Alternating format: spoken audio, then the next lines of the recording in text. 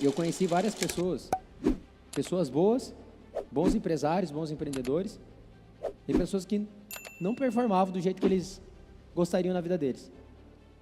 No final do intensivo, se eu não me engano foi em novembro do ano passado, a gente estava numa sala de empreendedores como essa, só que lá em Santa Catarina. Eu tenho um bom círculo de relacionamento. Um amigo meu, ele é um grande empreendedor. Eu sempre admirei ele, a família dele, sempre admirei. A forma como ele lidera os filhos dele, a forma como ele toca os negócios, é uma pessoa muito bem sucedida financeiramente. E ele chegou, depois do intensivo, eu estava fazendo um podcast, ele falou: Cleiton, eu preciso conversar contigo. E aí, falei, beleza. Só que eu sei que depois do intensivo começa a acontecer um rolê espiritual. Então agora, na vida de vocês, vai começar a acontecer rolê espiritual. O que é rolê espiritual? São coisas que você não consegue entender, você não consegue compreender, você só sente na tua alma.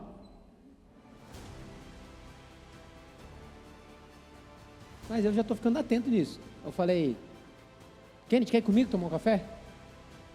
Com tal e tal pessoa, não vou falar o nome dele porque eu não pedi.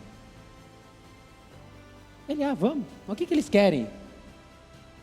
Não sei, quando a gente chegar lá a gente vai descobrir. A gente começou a tomar um café, falar do negócio, eles contaram da vida deles, como é que estava, as coisas. E aí eles perguntaram: e aí, como é que foi o intensivo? Eu falei: cara, desde que começou a acontecer algumas viradas espirituais na minha vida mudou completamente.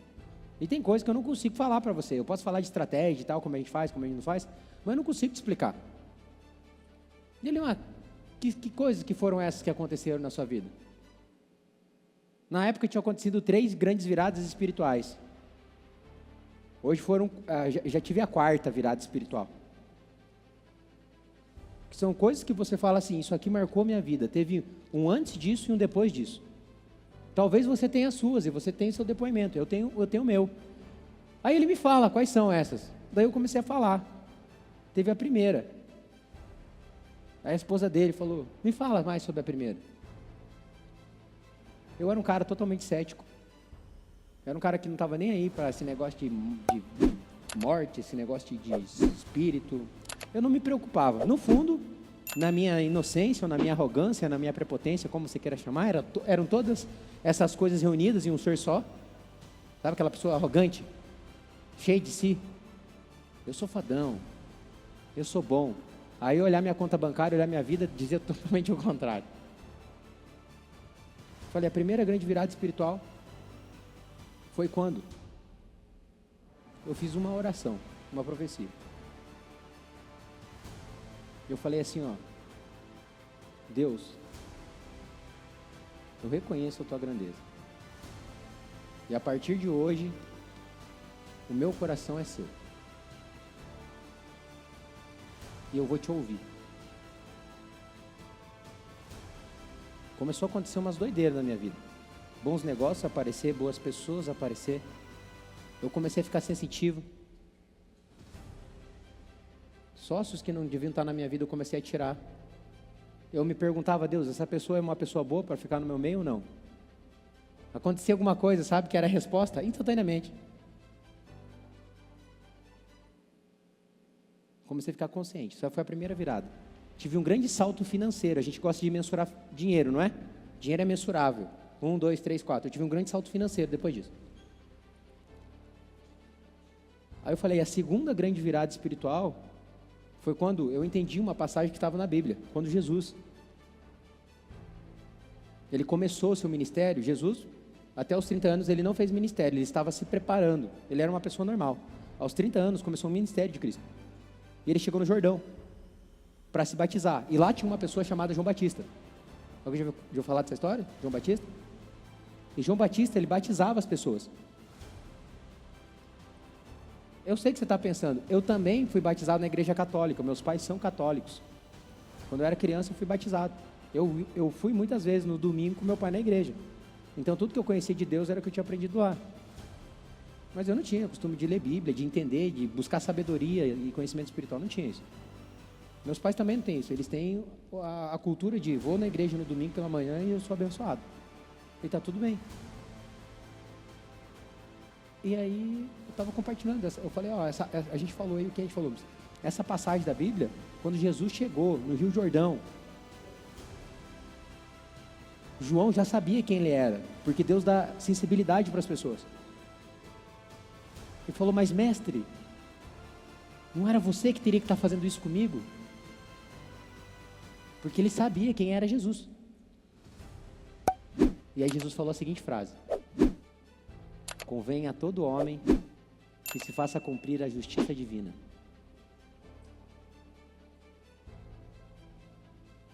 Espera aí.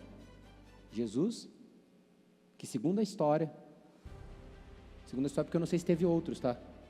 Mas Jesus, que foi o único que conseguiu viver uma vida 100% reta.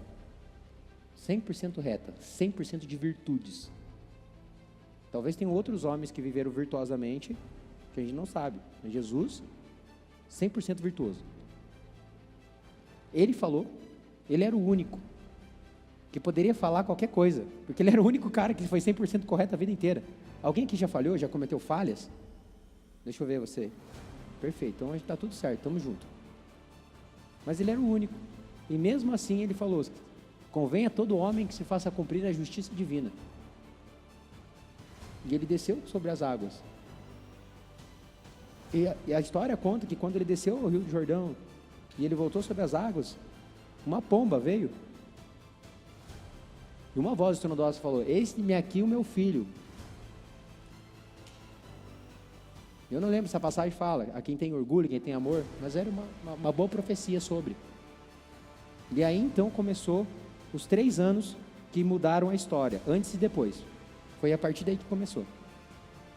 O que eu fiz? Eu não ia para nenhuma igreja evangélica, nada disso. Eu fui estudar o que era esse negócio de batismo. E eu comecei a meditar nisso, procurar isso. Eu vi uma outra passagem que dizia o seguinte: você só se torna filho amado quando você desce as águas. Quando você desce as águas, não é que você tem que ser perfeito. Quer dizer que você está renunciando às coisas que você viveu até então. Você continua tendo não tem problema nenhum. Você morre para as coisas que são da carne, começa a nascer para as coisas que são do Espírito.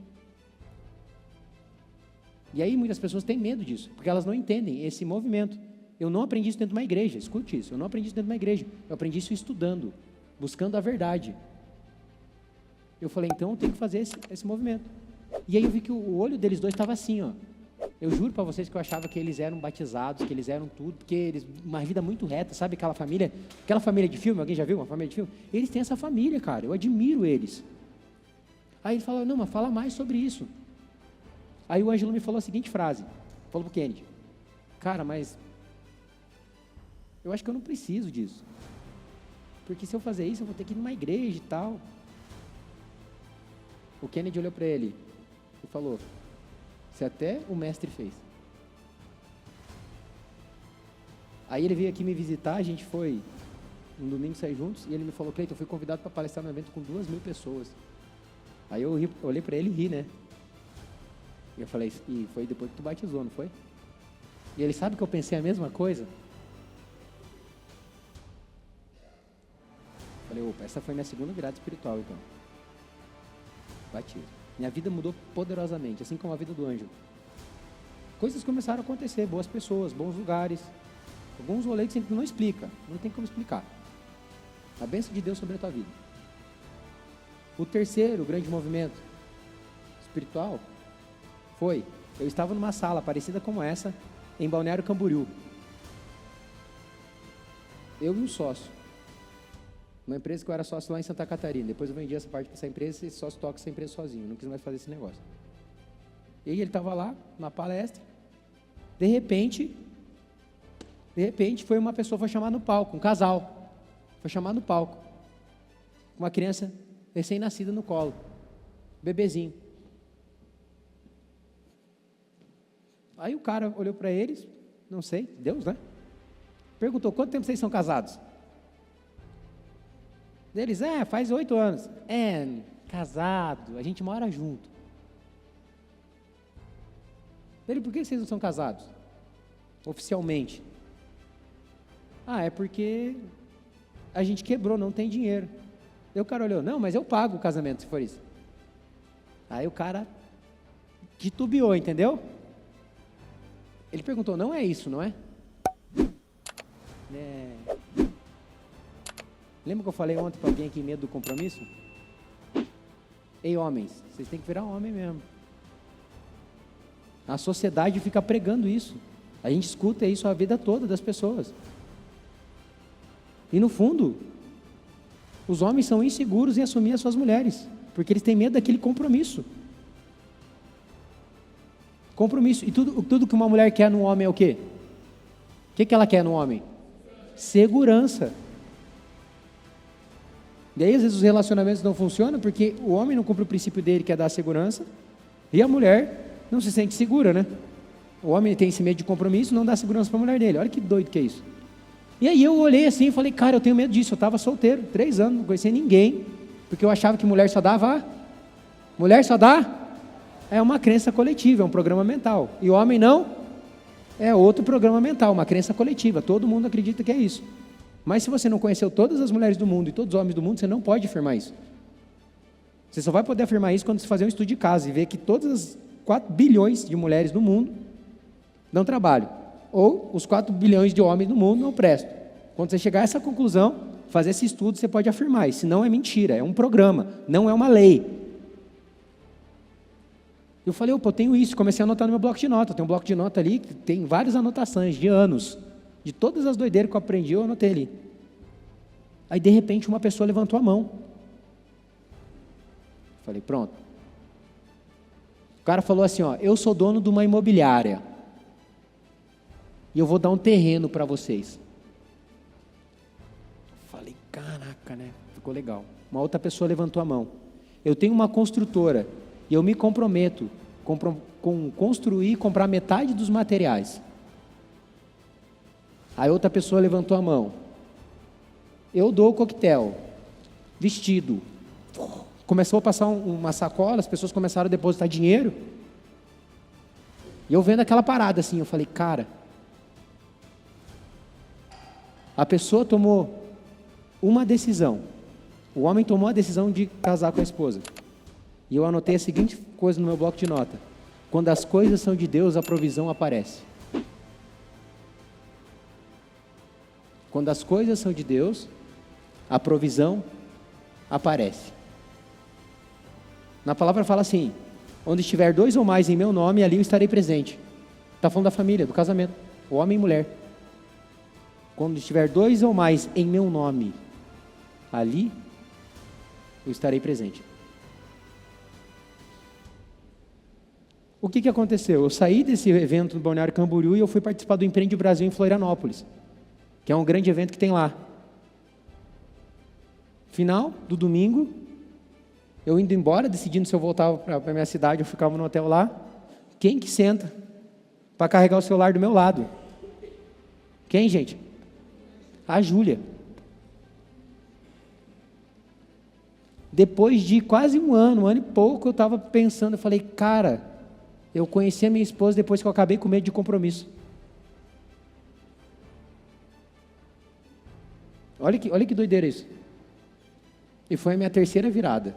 Minha vida foi poderosamente abençoada depois que eu conheci a Júlia e a gente começou a alinhar. O homem, ele é muito disfuncional quando ele está sem uma mulher. Então, quando você sela esse lado, homens, presta atenção nisso. Quando você sela isso, é uma área da tua vida que está resolvida. Vocês perdem muito tempo de atrás de mulher. Vocês perdem muita energia. Se essa energia tivesse sido colocada em construir negócio, em gerar riqueza, mano, vocês estariam tudo rico. Eu estou falando com adulto aqui, tá? Os homens perdem uma energia absurda com isso. Uma energia vital. Então, quando você tem uma mulher e isso está alinhado dentro da tua casa, então essas foram as 3 viradas espirituais que eu tive na minha vida. E foi assim que eu encontrei a Júlia. Antes disso, Cleiton, você tinha muito conhecimento? Tinha. Sabia bastante coisa que você aplica no negócio? Aplicava. Mas eu não consigo te explicar o porquê que as coisas não davam tão certo quanto elas dão hoje, você entende? Porque faltava isso. Quando eu falo para você que eu sei o que é ser um cara talentoso e não ter resultado, ou não ter aquele resultado que eu espero, que eu olho para o lado. Alguém já olhou para uma pessoa menos talentosa que você e você fala, cara, não tem lógica? Alguém já viu isso? E talvez hoje você está aí sentado me vendo e fala, cara, eu sou mais talentoso que esse cara e está tudo bem, cadê seu resultado?